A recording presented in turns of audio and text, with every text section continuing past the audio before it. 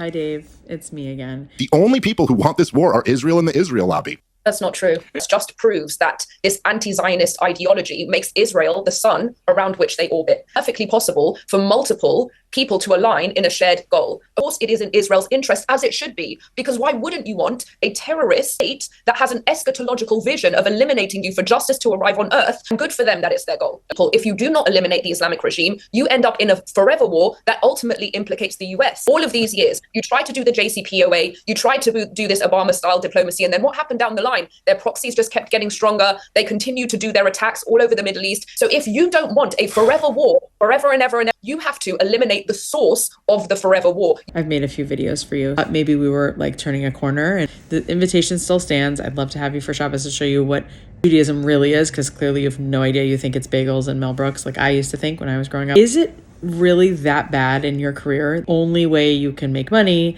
because clearly someone's paying you, say things that are dangerous towards your own people. It barely happens that somebody who was born Jewish would say something that would endanger not just themselves, but the rest of their own bloodline. Like this. Even someone as articulate and courageous as Elika Laban can't convince you of the truth. There's something literally stuck in your ear canal. What must have happened is you started to have bad sleep, because there's no way you're sleeping well. You're saying these things, not just to someone in your house, but on live TV, and maybe you smoked a lot of pot. Your brain went a little, and then instead of looking towards God and saying, okay, what can I do to better myself? Is there something I'm doing that's not in my soul's alignment? You went, I know what I'll do.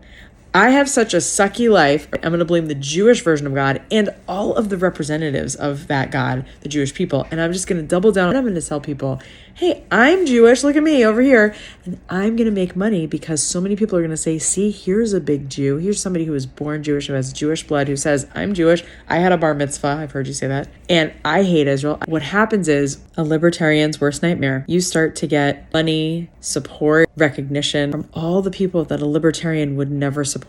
Iran and China have their own idea. Russia, they all want us to split apart, right? Not just the Jewish people, but all democratic unions. Don't even realize what you're doing and point it out in a loving way, because I actually don't want to hate you. It's very hard to not be frustrated and almost angry with you, because you're literally causing blood on your hands. So let's start the tshuva process. Come for Shabbos. Let's get you educated on how to start saying, maybe I was wrong.